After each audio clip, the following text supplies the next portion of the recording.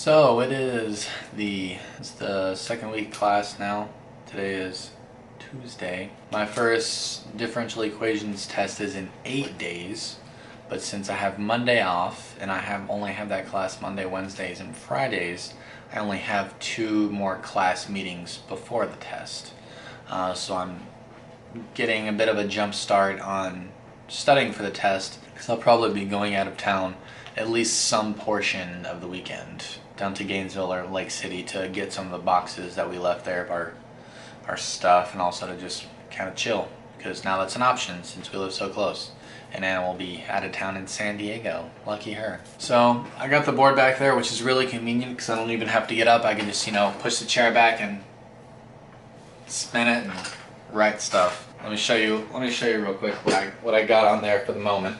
So at first I was had a little trouble understanding the different types and classes of differential equations, so I just made a bit of a chart there. You can see that I have ODEs on one side, PDEs, pretty straightforward. And then over here I've started kind of a task list, which I do for most test prep, of just all the things that I need to be able to do. Obviously starting with determining the type order and linearity of an equation. I mean, that's the first thing you have to do regardless of what type of problem it is, really. And then all of these other things, build off of that. And of course that is just kind of an unrelated to-do list that I need to do. So like it shows up here, right there we go. So my first test only covers 3 or 4 sections. I got it right here, 5 sections. The first 3 of which deal exclusively with solving a certain kind. So the first section is solving separable equations, then linear equations, then exact equations, and then integrating factors to transform non-exact equations into exact equations, and then substitutions and transformations, which we only dipped our toes in yesterday, so I don't know much about that yet, and I haven't read the book much. So what I'm doing right now is, well, let me show you what an average day's worth of notes look like.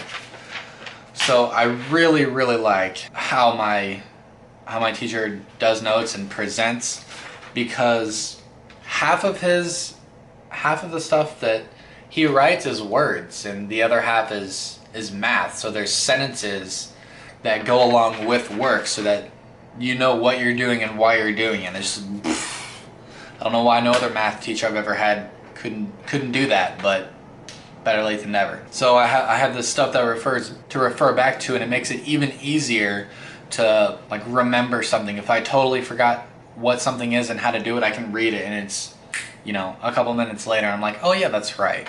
And it makes all the difference in the world for me, and I suspect that it's that way for a lot of other people too. So I'm definitely gonna be holding on to these after the class is over, after the class ends.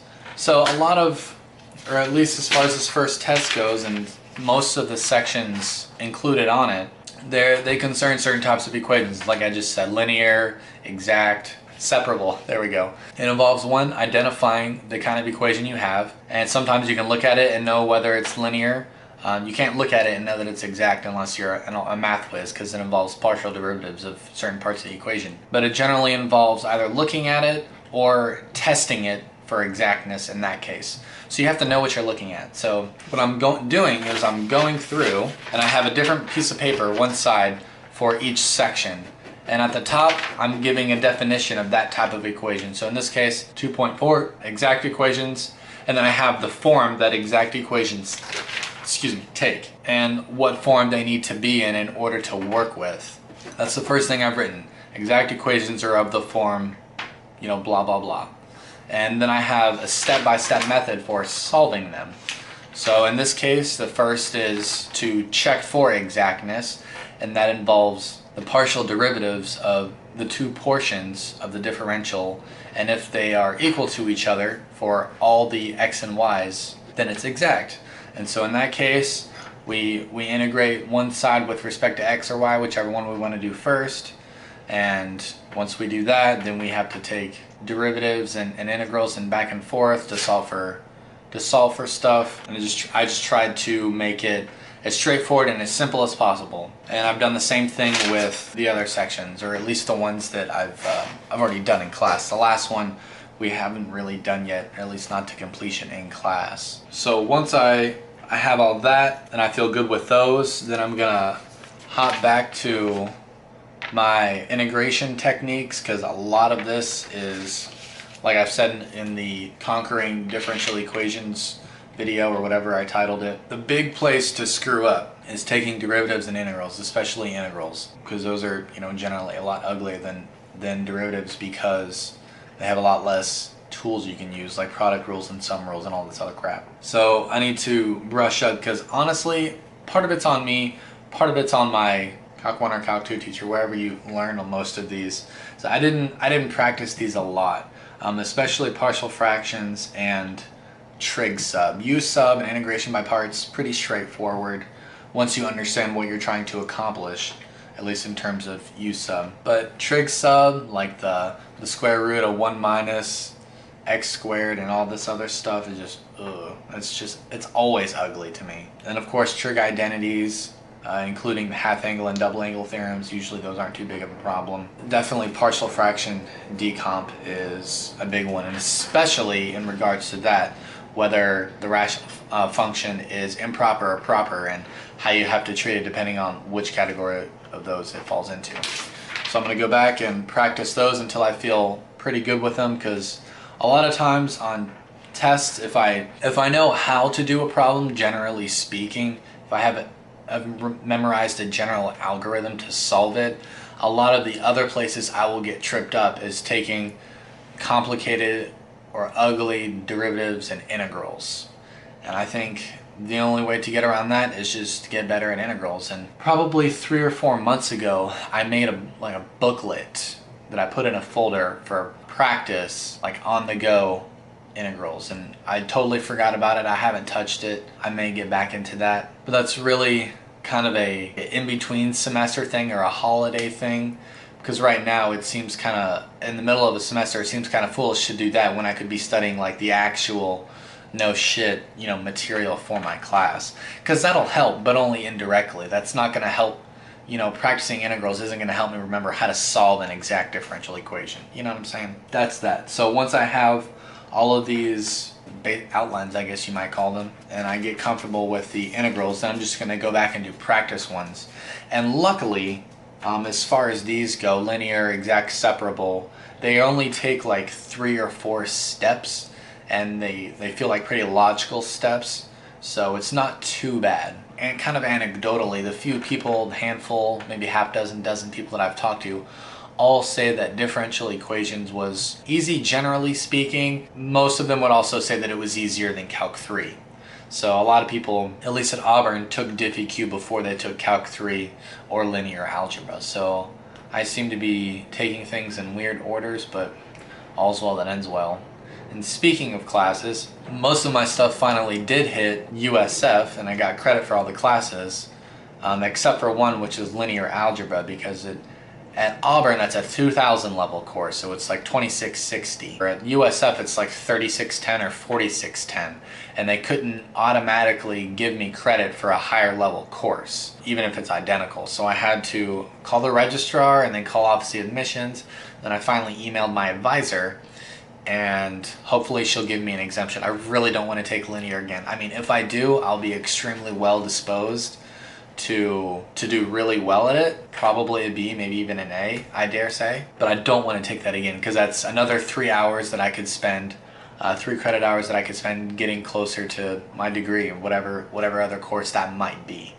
So I definitely don't want to double up. But if I have to, I have to, and you know, it won't be so bad, I guess. Later on, I think towards the end of this video, after I've done some of this, I'll come back and I'll just cut right after this, and I'll go through specifically the outline that I have for not exact equations, but integrating factors for exact equations, because it looks rather nasty, and I'm still in the process of trying to fully understand it myself. Trying to explain it to you guys would help me do that, and it might, you know, clear up some confusion you might have, or if you really wanted to know about exact differential equations, just because you're a nerd and whatever. So I may go over that in a little bit.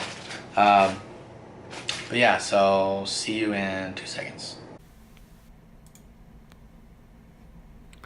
Okay, so this is what the section on integrating factors ended up looking like. So the purpose of finding what's called an integrating factor, which is a function called mu of x or mu of y, is to multiply this new function by both elements in a non-exact differential equation so that we can essentially transform the equation into an exact equation and then solve it as such. So that's more or less what I have written here. Multiply both sides of a non-exact DE, differential equation, by a new function in order to make it exact and then solve it as you would an exact equation. So obviously we're probably not going to be able to look at it right off the bat and know whether or not it's exact, even if it's already in the right form. So we have to check this property here. So partial m partial y is equal to partial n partial x for all of x and y. So if they are equal, then it is exact. We can skip all of this gobbledygook and go right to this line here. But if it's not exact, then we have to consider these two possibilities, case 1 and case 2. Unfortunately, there's not really any way to know